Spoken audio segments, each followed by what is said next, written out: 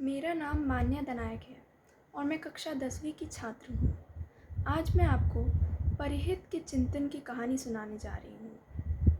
एक बार की बात है, एक राजा था जिसे मूर्तियाँ बनाने का बहुत शौक था।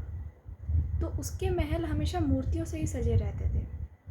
लेकिन एक बार एक सेवक ने साफ सफाई करते समय उनकी एक मूर्ति तोड़ दी। तो राजा को बहुत क्रोध आया। तो राजा ने उसे मृत्युदंड सुनाने का फैसला किया। तो सेवक ने ये सुनकर 2 और मूर्तियाँ तोड़ दी। तो राजा ने उससे पूछा कि तुमने ऐसा क्यों किया। तो सेवक ने बोला कि अब ये मूर्तियाँ अमर होने का तो वरदान लाई नहीं है, इसलिए कभी ना कभी किसी और से ही सही ये ज़रूर टूट जाएंगी। तो क्यों ना मैं उनकी जान बचा दूँ, और मेरे को तो वैसे ही मृत्युदंड मिल रहा है। तो मैंने ये 2 मूर्तियाँ और तोड़ दी। तो ये देखकर राजा की आंखें खुल गई और राजा ने उससे पूछा कि मृत्युदंड के निर्णय सुनने पर तुम्हें अपने बारे में सोचने से पहले दूसरों के बारे में सोचने लगे, तुम ऐसा कैसे कर पा रहे हो।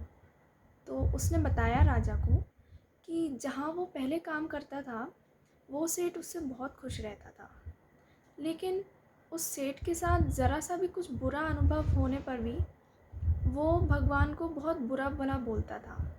उसके साथ कुछ भी थोड़ा सा भी बुरा हो जाए तो भगवान को बहुत ही ज़्यादा बुरा बोलता था। तो एक बार उसने एक खीरा खाया उसके सेठ ने। तो उस सेठ को वो खीरा बहुत ही कड़वा लगा। तो उस सेठ ने उस खीरे को सेवक को दे दिया।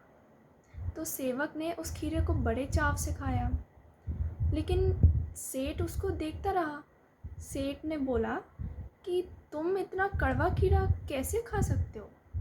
तो सेवक ने बोला कि साहब जी, आप मेरे को इतना स्वादिष्ट खाना देते हैं रोज़ रोज़, तो अगर एक दिन आपने मेरे को कड़वा भोजन भी दे दिया तो इसमें कौन सी बड़ी बात हो गई।